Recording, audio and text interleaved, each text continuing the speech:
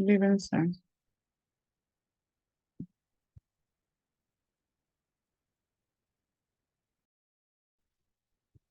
Austin, you saying something?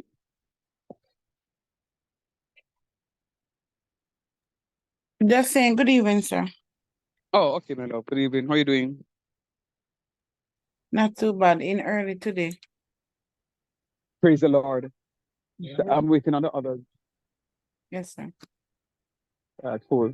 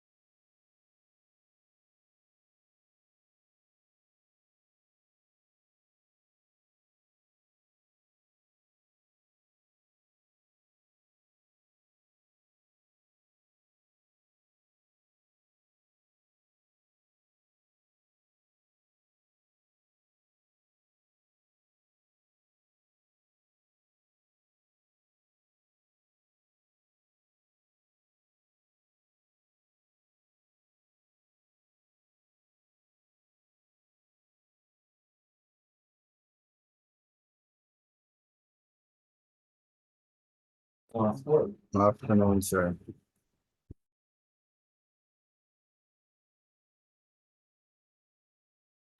Hey, Shamari, how are you doing? I Good was just morning. about to say, I was just about to say the man, them just sneak in a class and don't even say hello, which is not good. Yes, sir. I'm already going to set up, so that's why I say it, sir. Just 2 minutes Yeah. from the computer. Okay.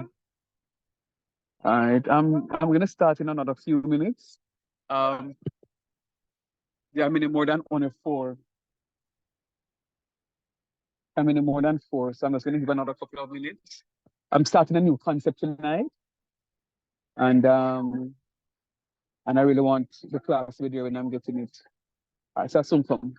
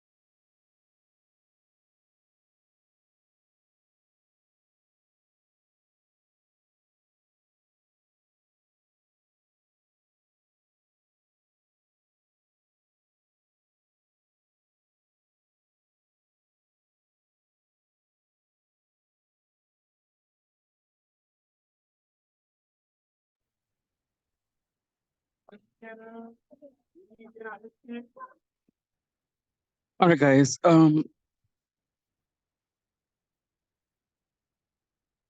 I don't think I should wait on anybody else. I think I should begin. All right, so I'm onto a new topic. So I'm gonna ask you to help me as I develop this new topic. As I did with the last one, where I would have asked you to raise your hand and to look at stuff so that at least you have something to reference so it is that you can remember. I am onto a new topic. We looked at one area, one application to integration. Now it is that I'm looking at an application to differentiation. And I think I want to mix it up like that. So, what should I take this one on? All right, let's go. Say, for example, as we would have had in recent times, someone is abducted. Say, for example, someone is abducted, and the person is abducted in, let us say, let us say in New Kingston, and you have a frantic bystander who would have seen what transpired, and or you may have frantic bystanders who would have seen what would have transpired and called 911 and say, "Hey, I saw where 5 masked men pulled a high school girl and forced her into the car, and she was screaming for help. They are in a red car. You got the license plate? No, but they're in a red car. What kind of car? It's a red Audi." So they don't know the license plate, but they know the type of car. Now, what will happen is the 911 dispatcher, if it happens, say, in New Kingston proper, say, yeah, anywhere in New Kingston, the 911 dispatcher will say, "At about what time?" And they may say, "Oh, it just happened at 5:25 p.m. The dispatcher would call the New Kingston Post to say an abduction just took place. The caller says that they are going up Knoxwood Boulevard. The abduction took place topside KFC, and the red Audi is going upside Knoxwood Boulevard. When it goes upside Knoxwood Boulevard, it can turn either left or right. We don't know on Trafalgar Road, we don't know where they're turning. So not only would the dispatcher call the New Kingston Post, the dispatcher will also call Matilda's Corner and say, "Head down to New Kingston. We have a red Audi. We don't have a license plate, and an abduction took place." The dispatcher will also call Half a Tree to say, "Listen, something happened." The dispatcher may call Constant Spring. The dispatcher may call um, Mountain View Police Station to say, "This is what has happened," because we don't know if they are going to go to Harborview or whatever the situation is. So what the dispatcher will do is to call as many of their posts as possible. So it is that they can, anybody can guess the word that I'm looking for?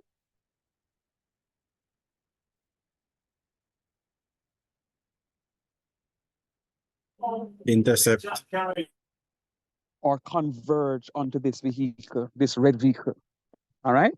So they are going to be looking to see what if they can come across. So they are on the lookout.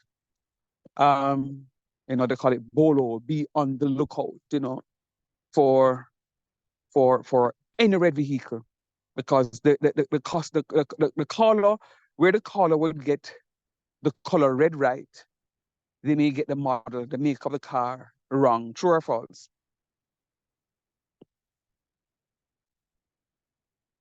So, Yeah, man. So anything look red, they are going to go and they are going to intercept, right?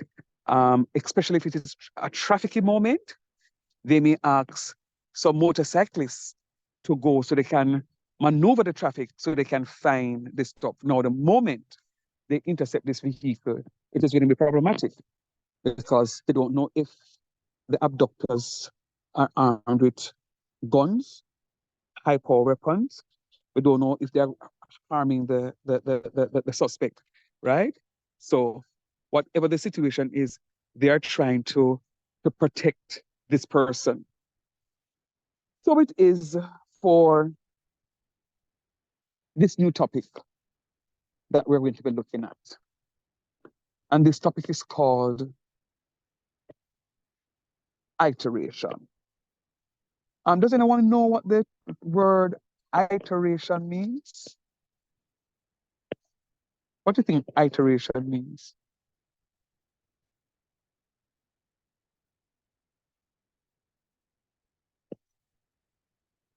I Like want a to be like, repetition? no, but no, hold on the AC. I want to be like, I teach one dedicated class. Me not lie to you. Because you see, when I come class, I'm ready to start my class. I mean, start up my class with a wicked example like me do, and then after that, no, just dedicated, so me just lose the energy. Me just lose it. Real talk. Me not like a dedicated class. I bet you not tell me, say, sir, we're tired, and we don't want a class today. Then me I come, and me I teach, and everybody just easy like a Sunday morning. So if you don't want a 5 minutes break, when you can tell me, you can ask me for it. But if I go teach a thing, wanting to participate. Real talk. So what is it? Are we going to in the mood for learning, or are we going to just sit down and listen to what I'm saying? Because I don't have to talk to you about that, because I can lay down in my bed and talk to myself. Because I know the topic already. So let me know what am I supposed to do. I'll give you a chance, AC, to come back in, but we need to know there are eight of you here. What is it? Is it that when I'm tired and I don't want to have a class right about now? When I ask me for 5 or 10 minutes, maybe we need the 5 or 10 minutes, No, sir, What ready. is it? No, but I mean, I'm not about that life. I'm not about me teaching, me trying to have a conversation, and everybody just spectating. Not about that life, and I will not be about that life for this semester. I have way too many courses teaching, way too many things to do, than to just come and have to stop my class to come talking about it. Real talk. If you're not tired to hear my voice, I can find another teacher to teach a course. I have many teachers that can teach a course. So, when I make up in the mind here, that's all I'm going to say. AC, go ahead for me, please. I was going with repetition. Repetition. Okay. Does anyone else have an idea what the word iteration means?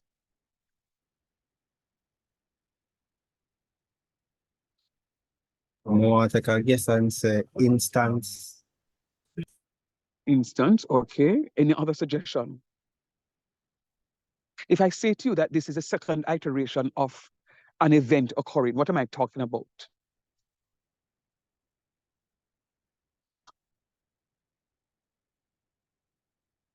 That Here this is then. the second time the Something event occurring. not too sure, sir. Sorry. Go ahead. Go ahead, Shamara, and then Simon can come in. Well, if you say it's the second iteration of an event occurring, that would mean it's the second occurrence of the event. The second occurrence of the event. Okay. Simon, let me hear what you're saying. It wasn't me. It wasn't you. Who was that though? Who was coming in when Shamara was coming in? Sir, I was talking, but I'm not Go too sure. ahead. It's like getting closer to something. I'm not All too right. So certain. I kind of like that. I kind of like what it is that you're saying. It's not really exactly what it is that I'm really looking for, but yes, okay, fine. All right. So it's an occurrence of something. It is the second such time something is happening, or the third such time something is happening. It's a repeat of something. Yes. So it's one of those things. So look back at the example I gave. Look back at the example I gave, and let us have a further conversation on it. So my iteration is I'm going to be making some mathematical guesses. I'm going to be making some mathematical guesses. And when I make those guesses, I'm going to see how close it is that I can get to my solution. So I can say to you that something is going to be close to, say 5 is my solution, and I'm making an intelligent guess of, say, 4. 4. Thank you. So I'm making a guess of about 4. So what is going to happen is, as I get closer to 4, I'm going to get closer to my solution. As I get closer to 4, yeah, my radio, Papa. As I get closer to 4, I'm going to get closer. I'm going to get closer to my solution. And when I get to my solution, there is something particular that is going to happen that will tell me that I'm at my solution. And when I pass my solution, there's also something that is going to tell me that I would have gone past my solution. So the iteration is just making some very intelligent guesses of how close we are to our solution. The question will not put you on a wild goose chase. What it does, it gives you ideas as to where we are. Because what it will say to you is find the solution between 2 and 3. So you know that the solution lies between 2 and 3, just like when you know that the person can't get too far. I mean, within 5 minutes, the person can't get to Portmore. It is impossible that the person can get to Portmore. If within 3 minutes, I would have called the police to say, here the plan. This is what has happened. It just couldn't work. There is no way the person could get to a particular point. So we are going to be using our iteration in order to guesstimate what the answer to our stuff is. Remember, we are always doing questions on approximation. So we are approximating what our answer will be. Does that make sense? Yes, sir. Yes, sir. All right.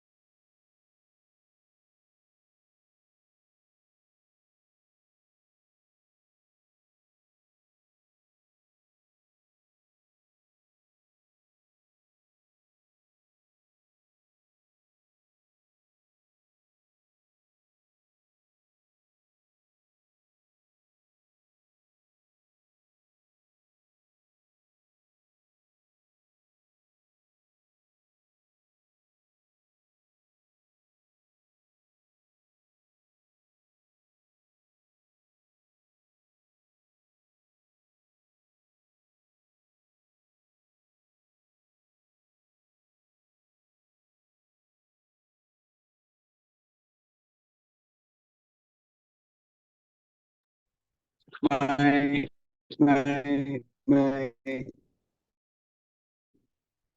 diagram is downloading, and as I want to do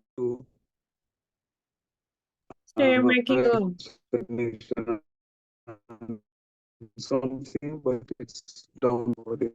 So give me a minute or two, please.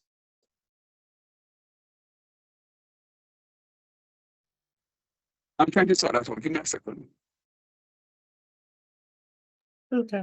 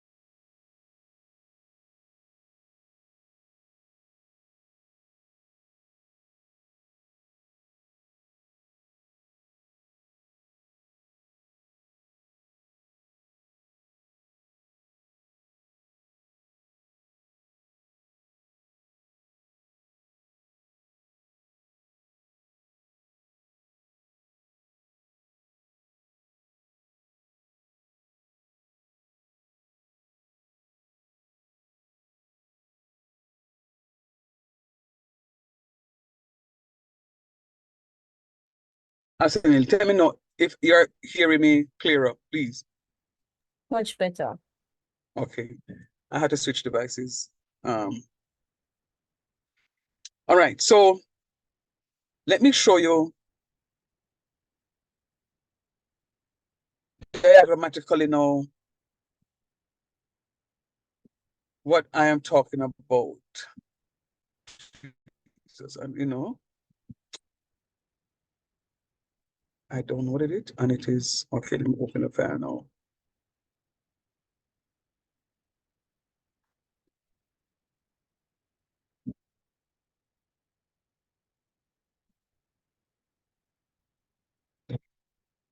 Sometimes this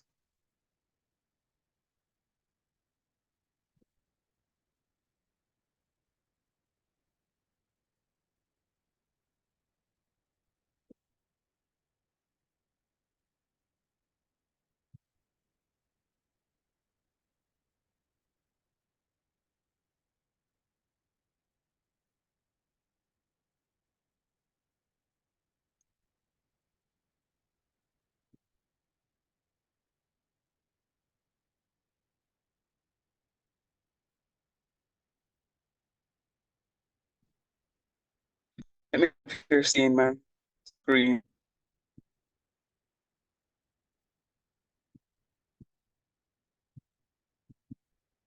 Yes, sir. Good job. So let me also explain something to you.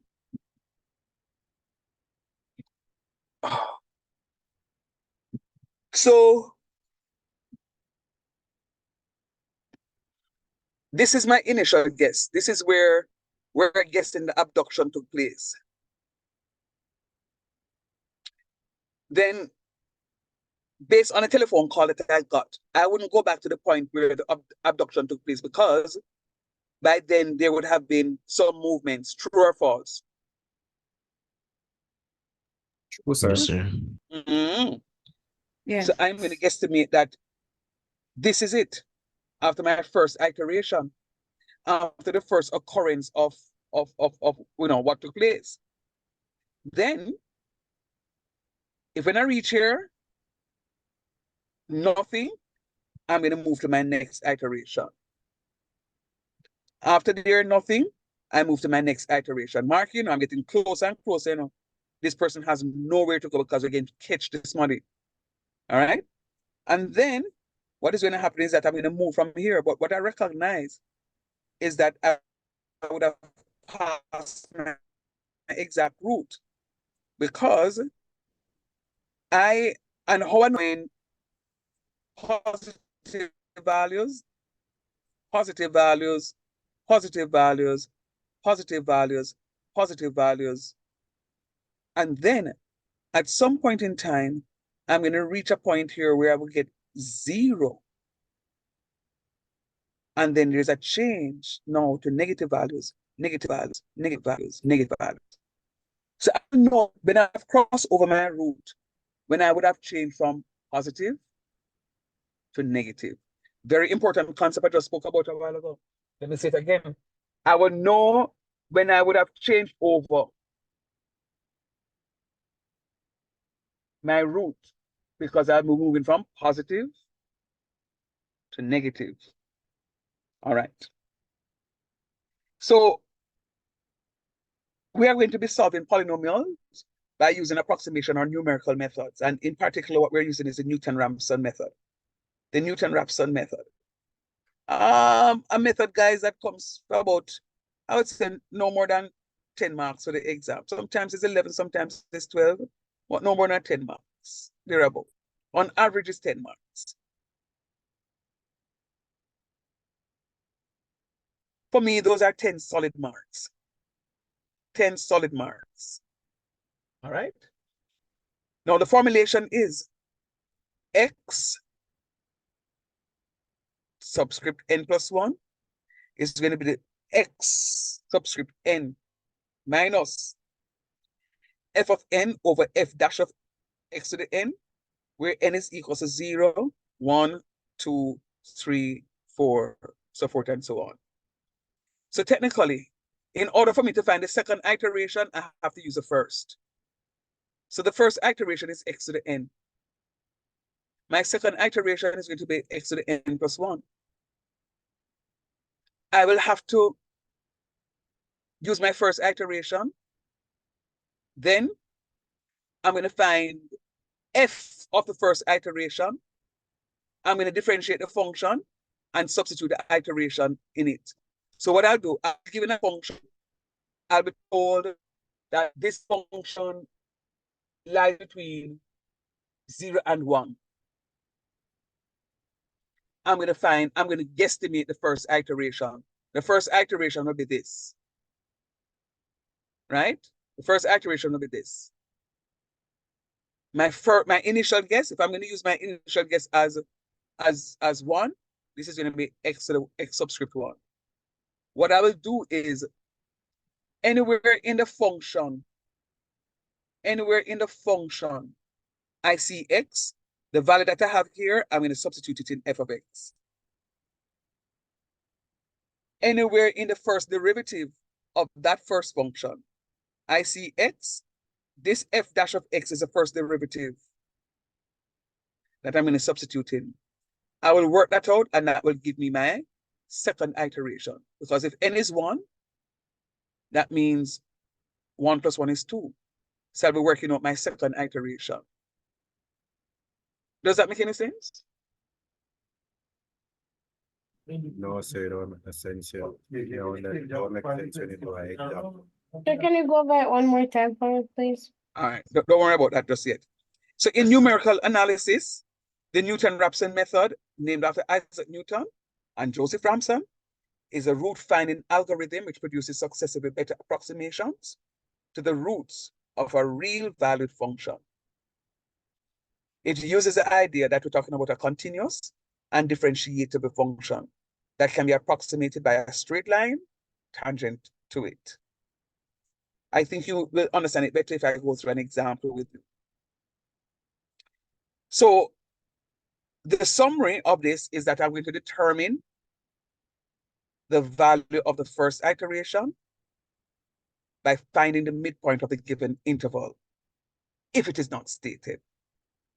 So I'll be given a particular interval, just like what the caller would have called 911 to say, it happened just above KFC in New Kingston. That would be my first iteration. My first iteration. Then I'm going to differentiate the function. I'm going to differentiate the function. Then I'm going to use a formula, the same one that I just showed you. X to the n plus 1 is equals to x to the n minus f of x subscript n over f dash. Oh, you're not seeing it? Over f dash of f subscript n. So I'm going to first substitute the iteration in order to obtain the second iteration. So my initial guess will be substituted into the function in order to work out my subsequent guess. So I'm going to get my first guess, substitute it in the function to get my second guess. When I get my second guess, I'm going to substitute my second guess into the function to get my third guess. To get my fourth guess, I'm going to substitute the third one into the function to get the fourth one, so forth and so on. So you'll be required to make several substitutions. That is f of the first iterated value, and then f dash of the first iterated value. F of the second iterated value, and f dash of the second iterated value, which is exactly what I just said to you a while ago. In order to find the second one, we're going to use the first. In order to find the third, we're going to use the second. All right? And then we're going to repeat the process as many times as is necessary until the desired result is achieved. All right? Here goes. My function is f of x, which is equal to x cubed minus 4x squared plus 1. X cubed minus 4x squared plus 1. They gave me no other information. I do not know where to start. If you call the popo and say, oh, I just witnessed an abduction, where are you calling from? I don't know where. You're not helping the police. Better never call the police because you're of no help. So what I'm going to be doing here, I'm going to be substituting some values, random values as they are. I'm going to be substituting some random values. When I substitute my random values, I'm going to be looking at what is happening. When I substitute 0, 0 cubed is 0, minus 4 times 0 is 0, plus 1 is going to give me 1. When I substitute 1, I'm going to get 1 cubed, minus 4 times 1 squared, plus 1, and I will get negative 2. What did I say just now about moving from positive through to negative? What does that indicate? It's the midpoint, the changeover. Midpoint, sir. Is it the midpoint? Well, I don't reach the midpoint stage yet, you know. Or I don't reach a midpoint. changeover. Yeah, the changeover is suggesting that I reach where? I would have reached a solution. You follow me? Not at all.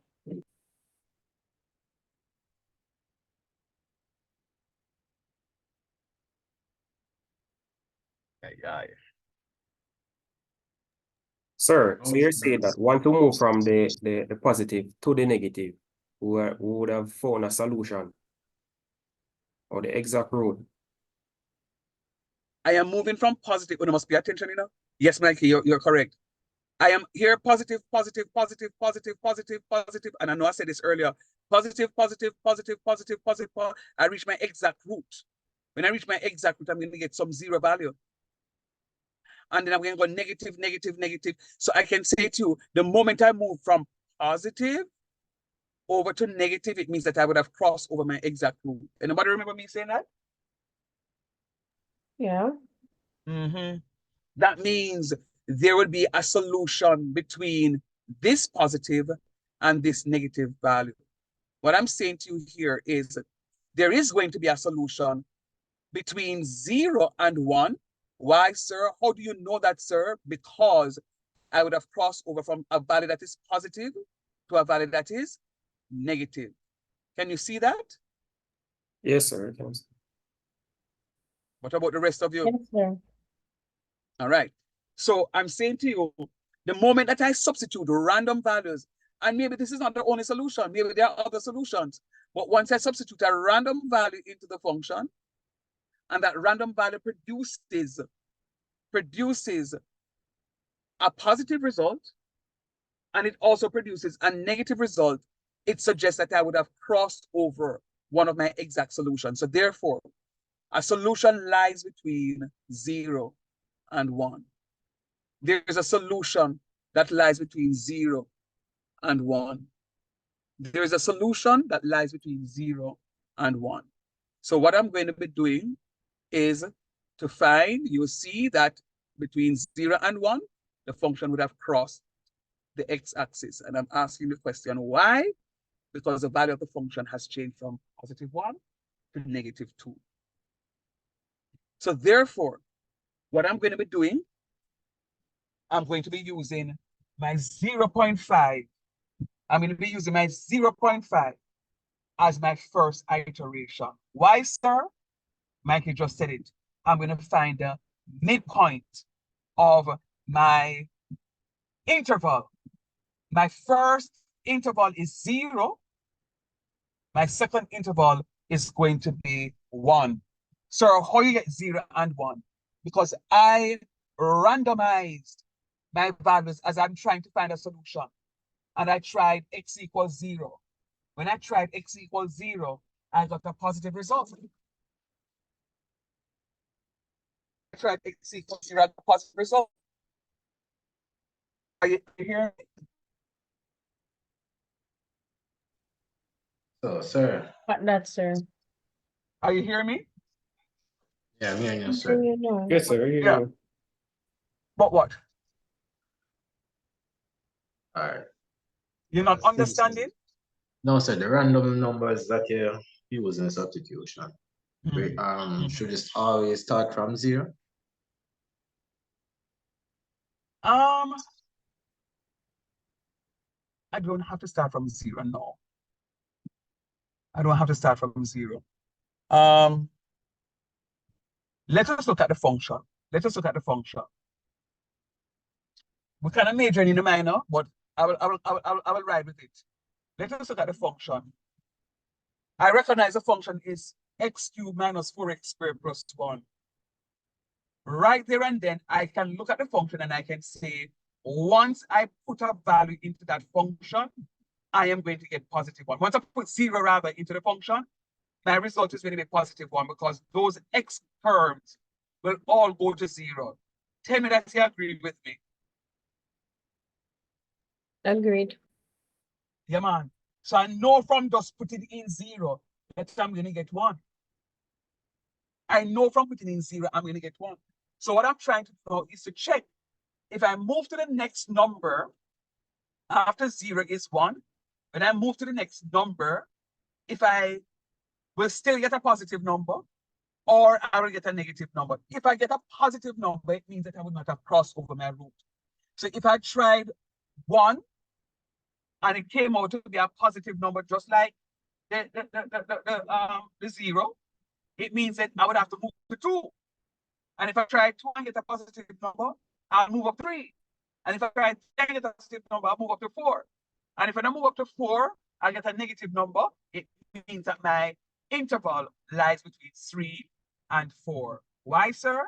Because I would have crossed over from a positive number to a negative number. Is that okay? Anybody see that? Yes, sir. Understood. Sir, the interval is like a width. The interval is if you want to call it a width, yes, but it is, the interval is,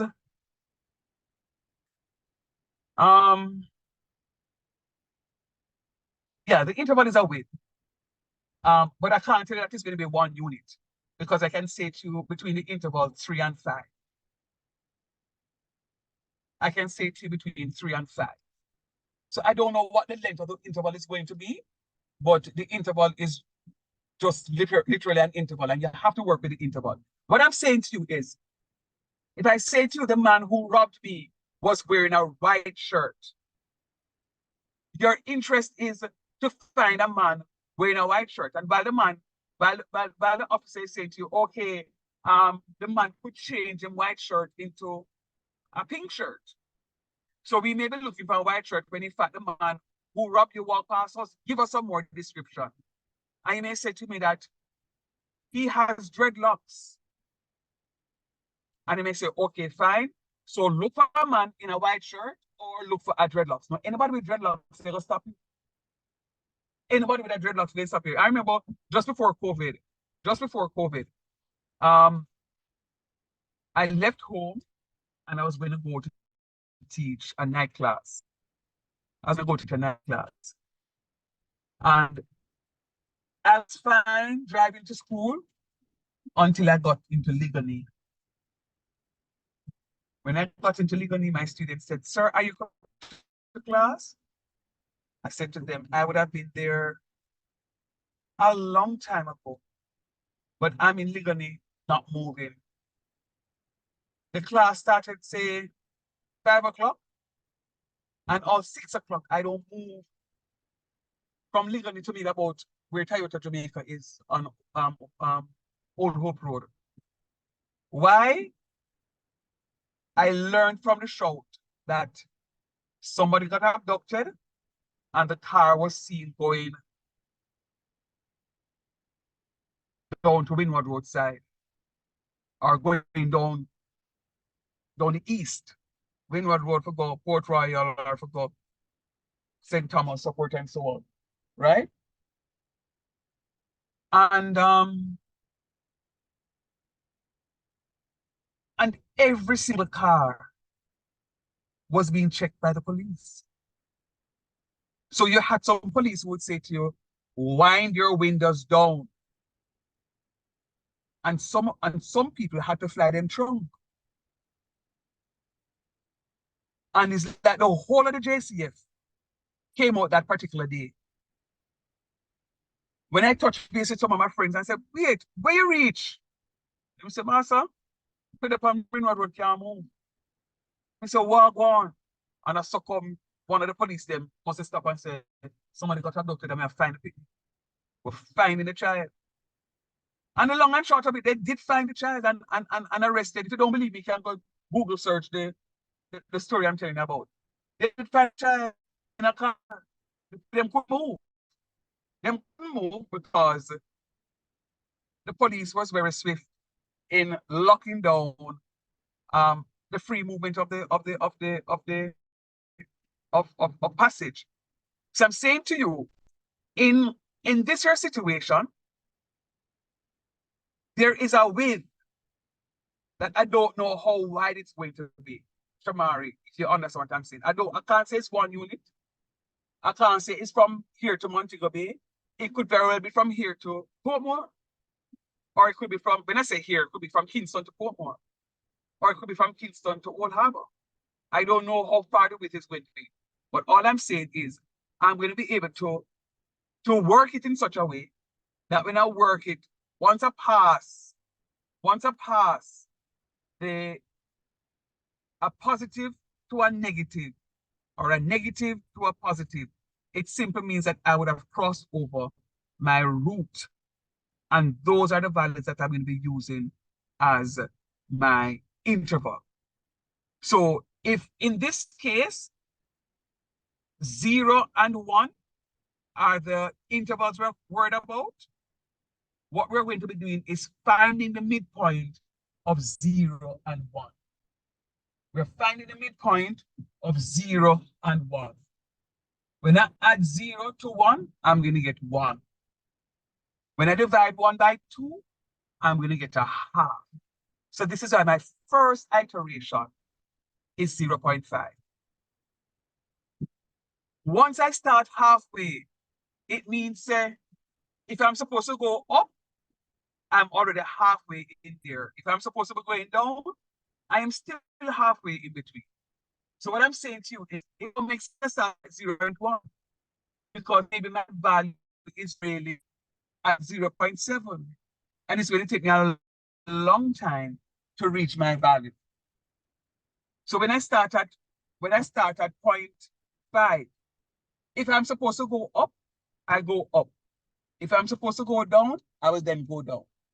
So can you understand why my 0.5 is going to be my first iterated value?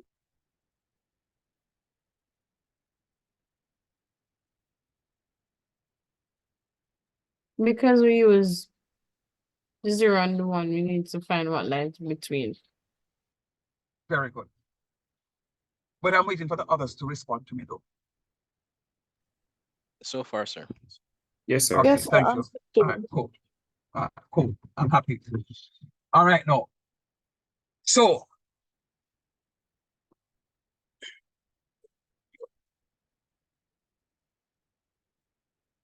all right. So now, please note that we're guessing that our x1 value, our first iteration, is 0.5. As in other questions, they would tell you what value to use for x1. In our other questions, they will give you your x1 value. Not in all cases, though. Some cases, they will give you the function and ask you to start the investigation. How are you going to start the investigation? By guesstimating. You're plugging in random values into the function, but you're plugging in random values, but you're plugging in sensible random values. So what do you mean by sensible random values? I know that if this goes to 0 and it goes to 0, that I'm going to have 1. Already I started a positive number. Let me check then if I put in negative, positive 1, if I will still end up with a positive number or a negative number. So when I substitute, I recognize I end with a negative number. I don't have to go any further. Don't start with a number like 15. 50 may very well put you around the wild goose chase. Right? So we're going to make intelligent guesses. We're making intelligent guesses. All right? Now, I did say to you, my formulation. My formulation is x subscript n plus 1 is going to be equal to x subscript n minus the value here, x subscript n, is going to be this x1 value. My n is 1. And if n is 1, 1 plus 1 is 2. So my second iterated value is going to be, when I use the first iteration, then I'm going to substitute the first iteration into the function, and then I'm going to substitute it also into the first derivative. It's going to be the function over the derivative, and I subtract that from my iteration, and that will tell me how close I am to the solution. Let's go, because I know some of you don't understand what we just said a while ago. So let's move into the question. So I would have guessed that my x1 is 0.5. That's my guess. Sir, suppose I use 0.4. You're going to find the average. You're going to find a median point between the limits, the upper plus the lower divided by 2. So if you use 0.4, you're going to get it wrong because I'm telling you, we're using a midpoint. So my second iterated value is going to be x2 is going to be equal to x1 minus f of x1 over f dash of x1. Watch me. My first iteration is 0.5, as we would have guessed from up top. Anywhere in the function, x cubed minus 4x squared plus 1, I'm going to substitute 0.5. I'm going to differentiate the function. when I find the first derivative of the function, anywhere in the function I see x, the differentiated function that is, I'm also going to substitute 0.5. Watch me.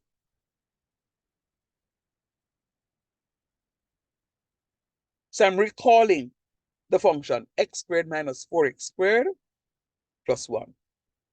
I'm substituting my first iteration into the function. So anywhere in the function I see x, I'm substituting 0.5. So it's going to be 0.5 cube minus 4 times 0.5 square plus 1. Can you all grab your calculators for me, please?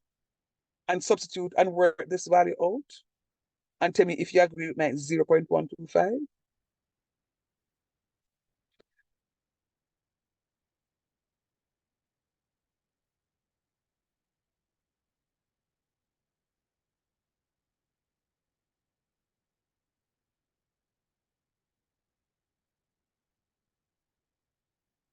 Agreed, sir. Okay, thank you, sir.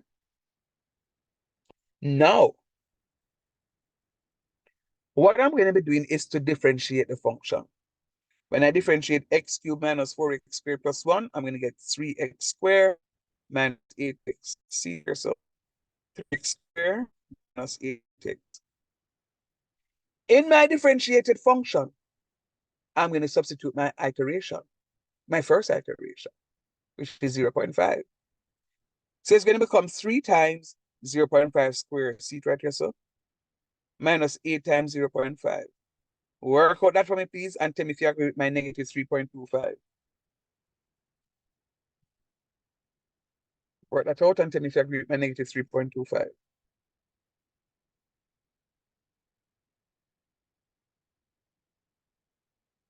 Ah!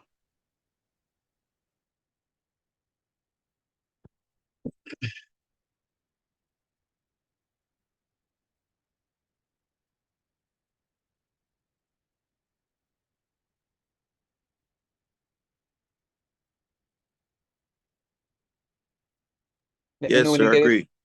All right, good job. But I want you to also now do for me, please. Remember, I said to you that my second iteration is going to be my 0.5 minus the substituted value of the function over the substituted value of the differential. So what I'm going to do is to say 0.5, 0.125 in the numerator, my negative 3.25 in the denominator. When I work this out, I'm going to get 0.5385. Work that out to tell me if this is what you get, like I did. Yes, sir, I got it. All right. Tell me what you think that 0.5385 is saying. Where did we start compared to where we are now? Where did we start? We started at what point? 0.5. 0.5. 0.5.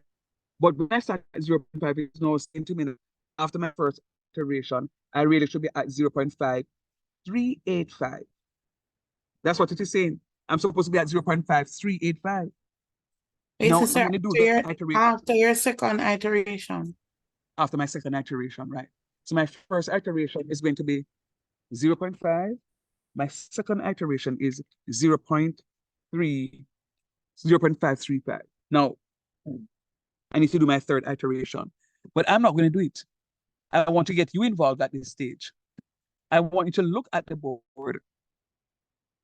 And in looking at the board, what I want you to do is to say to me what is happening. You know your original function. You know your differentiation. What is the value of the second iteration? What's the value of the second You mean the iteration? value of the third iteration? The second iteration. The value is 0.12. The 0.5385. You're going to be asked now to find the third iteration. You're going to be asked to find the third iteration. So you're going to use the second iteration as I have there. You're going to be using the second iteration as I have it there. to go ahead and now and find the third iteration for me. So your x3 is going to be 0.5385. And then we're going to substitute that into f of x. And you're going to substitute that into the differentiated function. Start that for me, please. Remember, this is calculus 2, you know. Big school mathematics. I don't expect you to be very lazy with me. I expect to have... You're gone quiet, sir. I'm quiet. You're not hearing me? Hearing you now. Okay. So I'm saying this is big school mathematics. I don't want anybody to give me a pian sort of calculation. Look at what it is. Let me show you something before you start. Let me show you something. I can show you from here. So my third iteration, technically what I'm asking you to do, my third iteration is going to be, to calculate my third iteration, going to be the second iteration, which is 0.5385 minus this third iteration I'm substituted into the original function divided by the substitution into the differentiated function. So when you work out all of this, it should give you your third iteration. Now you know what the original function is, see it right here. So you know what the differentiated function is, see it here. So 3x squared minus 8x. You're going to substitute 0.5385 into the original function, put on the answer up here. So you're going to substitute it into the differentiated function, put on the answer here, so, and work out until what you get for the x3. Am I clear? Sir. Yes, sir.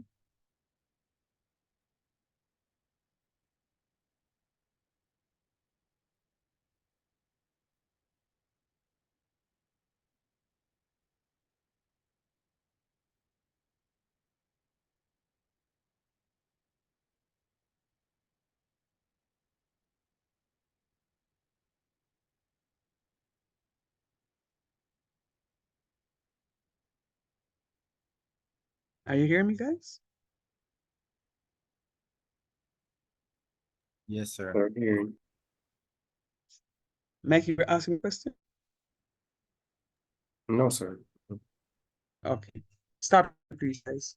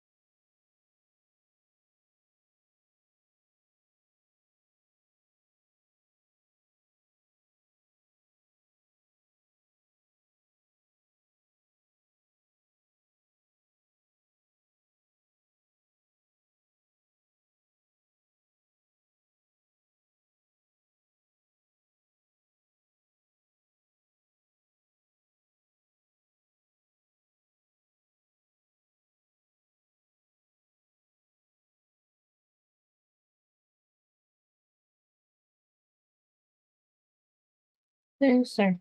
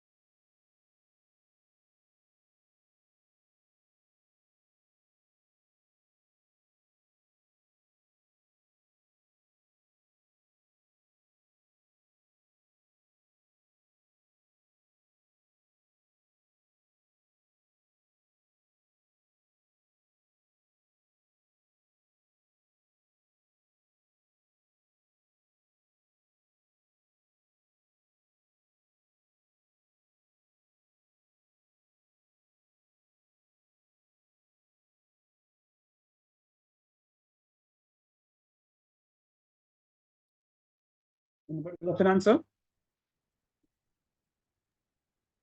Yes, sir. What's the answer? I got 0.53741. 0.53741. Yes, sir. Very good, Papa. Did anybody get that? Try that again. Look at what I have on the screen. Part of the problem, I think I'm speaking very clearly, you know. Sir, Part of I the think problem. I don't agree with it as I need to change my calculator. Okay. Part of the problem is I don't think you guys are, one, yes, inputting the data properly in the calculator. And two, I don't think you guys are all together here.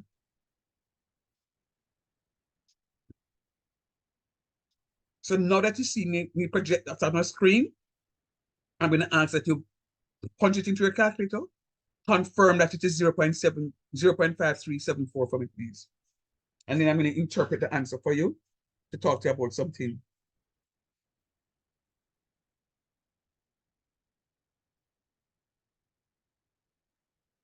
Yeah, Yes, sir. thanks, Lee.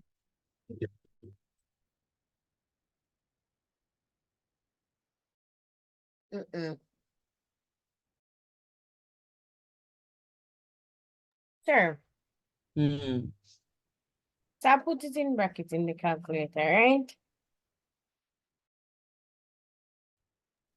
And what I'm seeing on my calculator is minus 3.77. And then at the end of that, it says by 10 minus 0.3. So is it that I don't know how to read that? That is in standard form.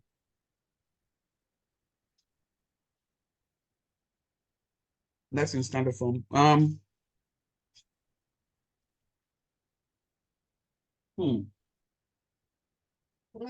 do I get it out of standard form? No, you're not able to get it out.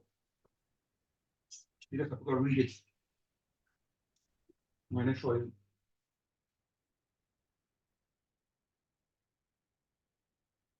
You have to be able to read the standard form.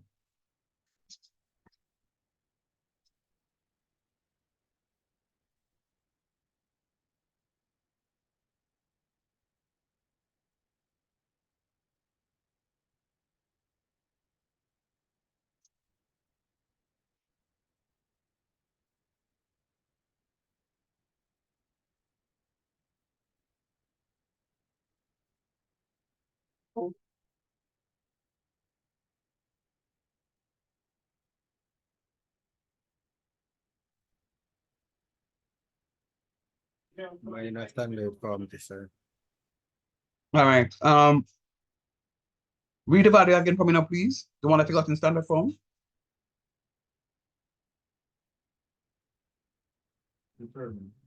Mega minus 3.7736. Run me on it off.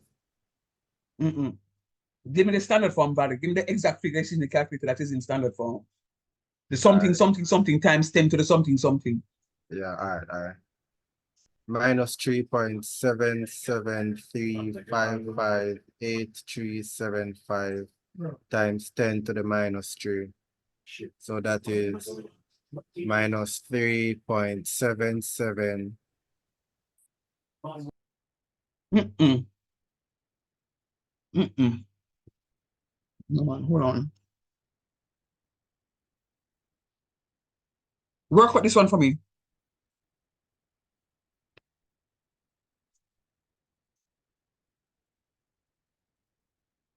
You say that may work out. That's what you work with and get what? But you said minus. Is it supposed to be a minus? Yes, sir. We get a minus sign in front of it. Mm-hmm. I agree. So I pick up the minus sign here, and I left out the minus sign right here. So it's where I have the T. Yes, sir. I put the minus sign right there. So I left off the minus sign right there. My bad. All right, that's why I couldn't follow what you were saying. All right, let's go. So you say you get you get negative 3.77. 355. Mm-hmm. 8375 Mm-hmm. times 10 to the minus 3. All right. What this is saying to you guys, and I want all of you to pay attention. Minus 3 is saying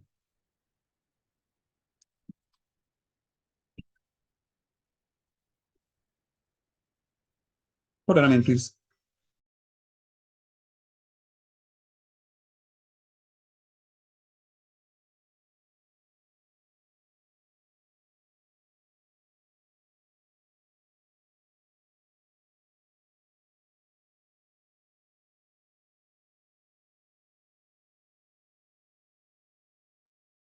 Sorry, you said on my calculator is the one, the S and the arrow with the D, that one, take it out of the standard form, right? What is that, Ottilie? To take it out of the standard form. Let me see if it's this, sir. This is the, You're not going to be able to take it out. huh? You're not going to be able to take it out. You just have to know how to convert it. So let's go. This negative 3 is saying that you have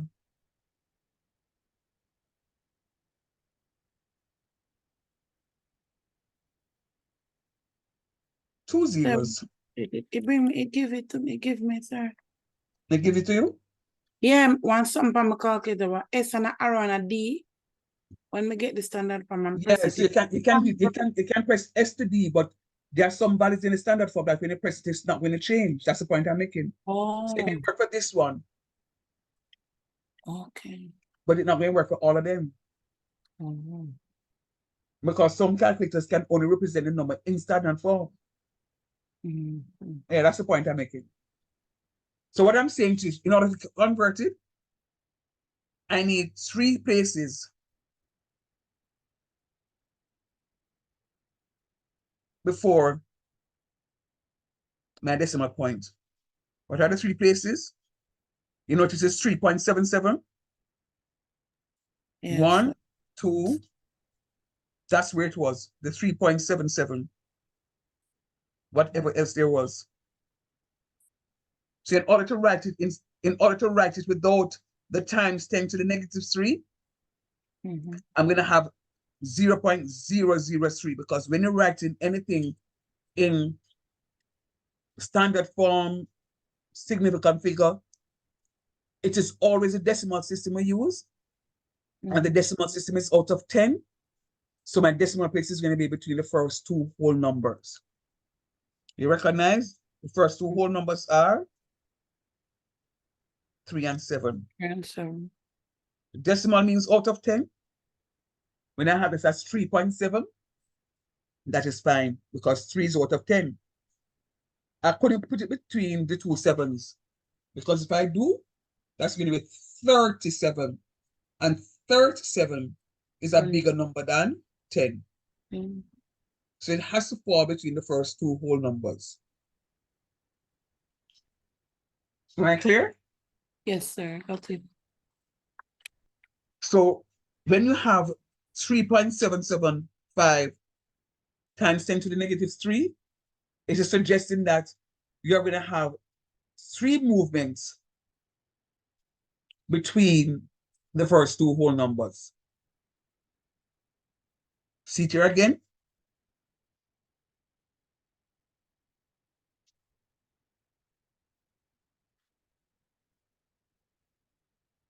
One, 2, 3 movements. When you go to the right,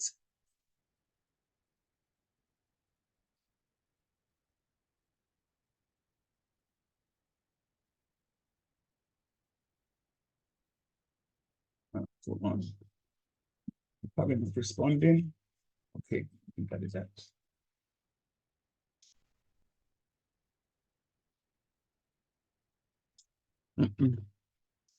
Not responding.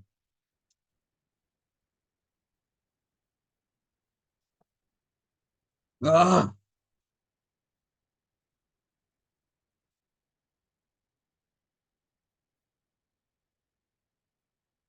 When I go to the right, it's negative. When I go to the left, it's positive. It is really the opposite of the number line. It is really the opposite of the number line. Let me give you another example before we continue with this. I can write 1,000 as 1 times 10 to the third. 1 times 10 to the third power. It is 1 times 10 raised to the third power. It says that I'm supposed to have 10 3 times. 10 times 10 times 10 is equal to 1,000. So 1,000 is the same thing as 1 times 10 to the third. Now my point is here. Check the movements. 1, 2, 3. I'm going to this side, to the left. So it's positive. Positive. When I go to the right, it's negative. When I go to the left, it's positive. You see, all of this that I'm teaching you now is discrete math and prop theory. This is not calculus 1 or 2. Do you understand what is happening here now? Yes, sir. Yes, sir. Watch me now. Let me interpret this answer, 0.5374. I got 0.5385, 0.5374. How far is this answer from this answer? Not very far. Not very far. If I were using No. 3 decimal places, if I was using 2 decimal places as my answer, I'd have been at the same place, 0.54 and 0.54, true or false? Yeah. Both. Good. We're going to try one more iteration. Because the values are so close, in this here case, I said that there is no need for another iteration. We're going to check to see. I want you to do the 4th iteration for me. I want you to do the 4th.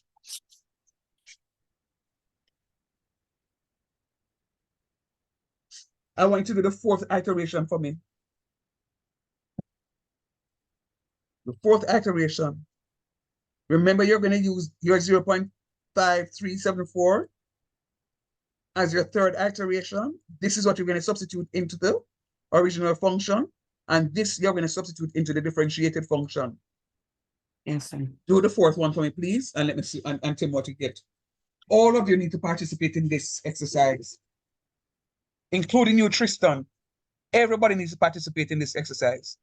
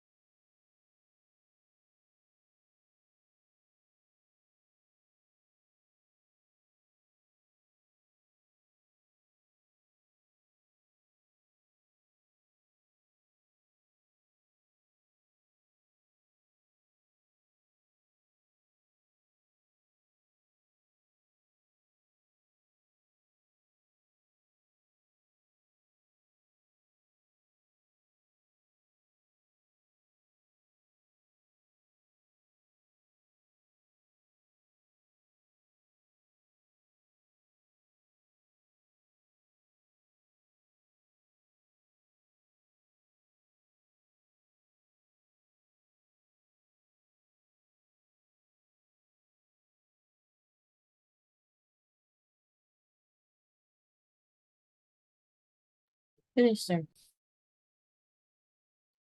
What you got? 0.53739.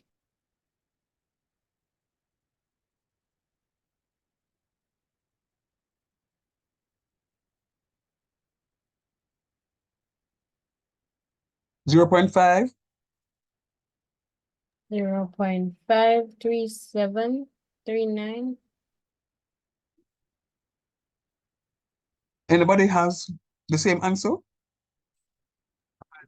0.53740. 3974. I won't kill you. So yeah, that's Yes, the same sir. answer. Sir, I'm gonna get 0.5374. Mm-hmm. All right. You see what is happening here now? The third iteration and the fourth iteration giving you the same value. Can you recognize that? Yes, sir. Yes, Yeah, and sir. I thought it was wrong. Why? Because you reached the solution. You reach a solution.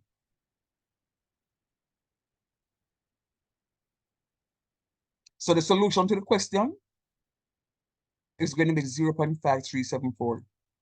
Because the third iteration is 0.5374. When you do the fourth iteration, you can get 0.5374. And I promise you, if you were to do the fifth iteration, you can get the same 0.734. So will you if you do the sixth and seventh and eighth and ninth and tenth, because you've already reached the endpoint. So it's going to be the same value. So I say this to say to you, this is how you know when to stop. Because I'm not going to tell you to stop. Sometimes I'll say to you, calculate to 3 decimal places or 2 decimal places. Sometimes I'll also say to you, by performing 3 more iterations. After finding the first, let's say by performing the 3 more iterations. Show that whatever, after you do the third iteration. So it means that they want you for the 3 more iterations. But if I don't tell that, how do you know when to stop? You stop when successive iterations are equal to the next. So if they're asking for 3 decimal places, if they're asking for 3 decimal places, I couldn't have stopped yet because this one was 0.5385. So to 3 decimal, what is 3 decimal places for this from this answer? 0.538. 0.53? 0.537. No. 0.539. It will be 0.539. What will be the 3 decimal places right here? 0.3. 7. And those 2 answers are not the same. But when you did the fourth iteration just now, what did you get? To 3 decimal places? 0.537. So you recognize that to 3 decimal places, the third iteration is exactly the same as the fourth iteration. That tells you when to stop. So you have to be vigilant. You can't just do the question and feel like when you want to stop. No. You have to be vigilant. Fair enough?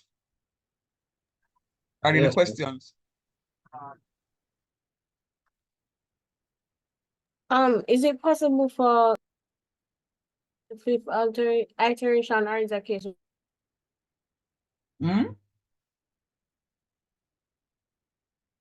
Say it again. I remember in the rule you said that we keep going until we find the solution, right? So we found the third and we found the fourth, and we see that they're the same. If in the exam we find the third and the fourth, for example, and they're the same. Would we be penalizing for not stopping when we find the first one? As in not stopping when we would have found the third? And moving on to the fourth to see if our answer is correct or if No, our answer was no, I wrong? wouldn't penalize you. No, I wouldn't penalize you. No.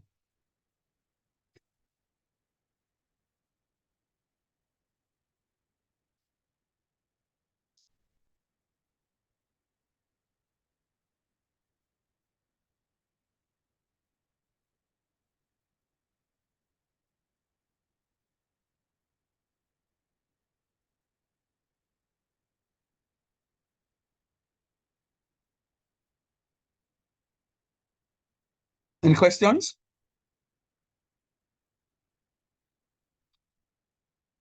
All right.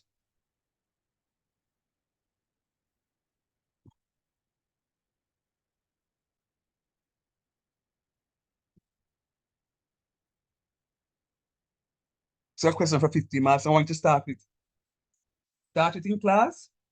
We can finish it up outside of class and then we'll pick up from here on Friday, God's willing. Given the equation x cubed is equal to 2 minus 2x, show that the equation has a root in the interval 0, 1. Hence, find the root to 2 decimal places. What's the first thing to do?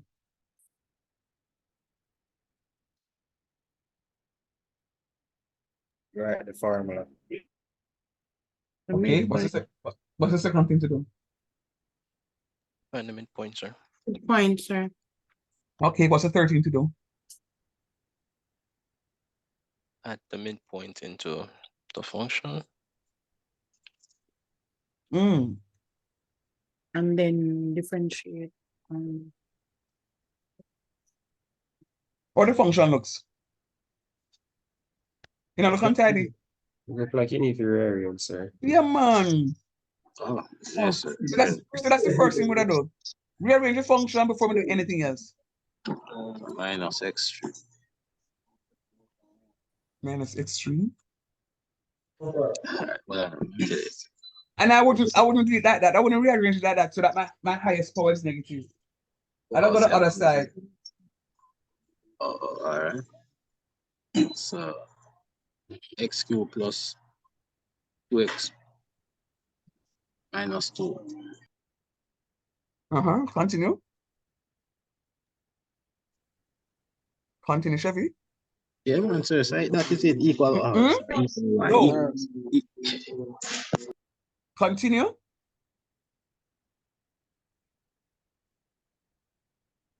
Guys, he says x cubed plus 2x minus 2. What else is there to be written?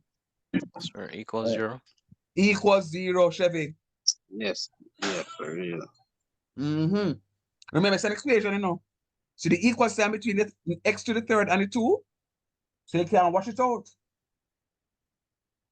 So you have to put it equals 0. All right, continue from it. Continue working on that one for me, please.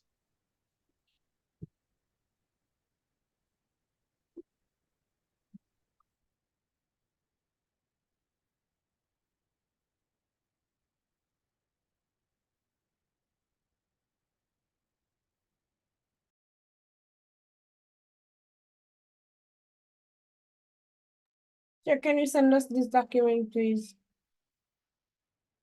So I didn't write much of the steps.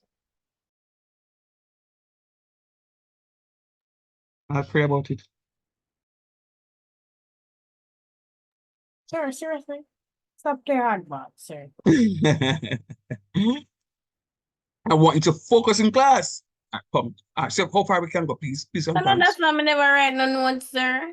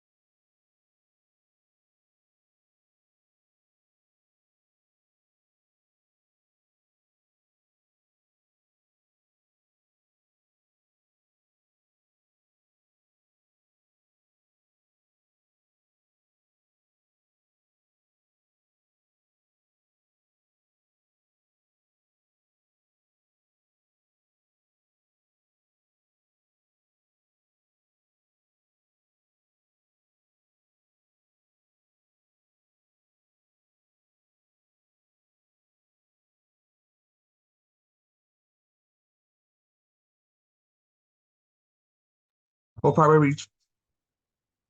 Sir, Mm. is the midpoint 3.5? Mm-hmm.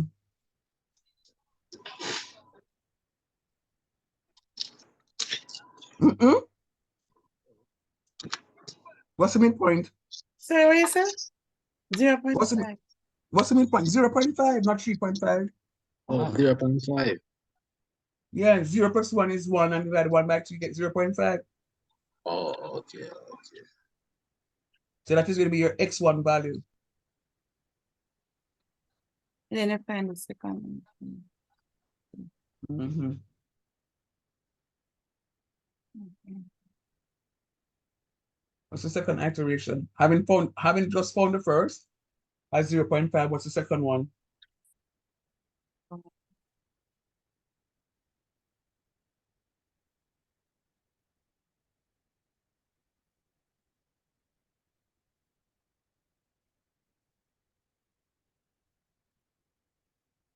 Mm-hmm.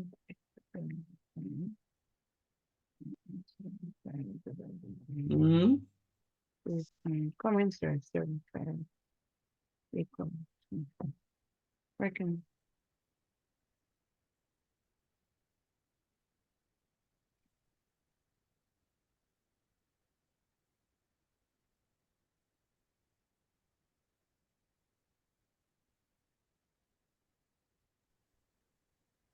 Sir, 0.8. 0.8181. Now Right, remember, sir. the question said 2 decimal places, you know, so you can't do 0.8. Oh. Oh, No, not you. oh The yeah. question said 2. Right. So it has to be at least 3 decimal places that you're quoting from it, because if the answer for 2 decimal places, you have to be working in 1 more, at least. So Okay. So 0.818 then, sir. let's just check to see if we're right. Very good. Yes, sir. So all of you got that? I know Taj get it, and I know all to you get it. Nobody else? Yes, sir. Very nice, Shamari. Anybody else? Yes, sir. Very good, Simon. Anybody else?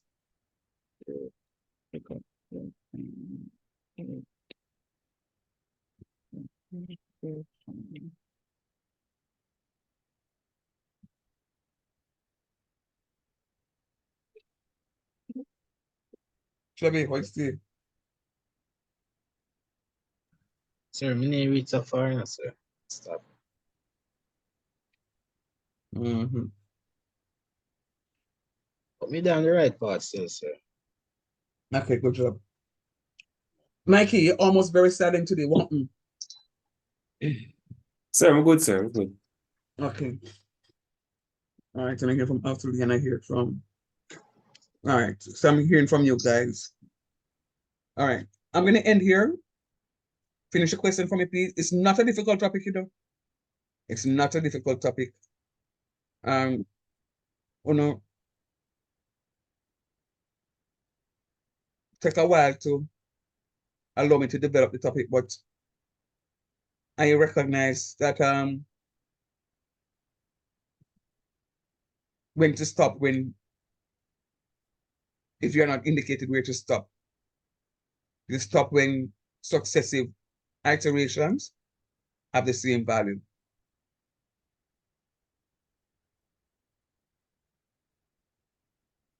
All right.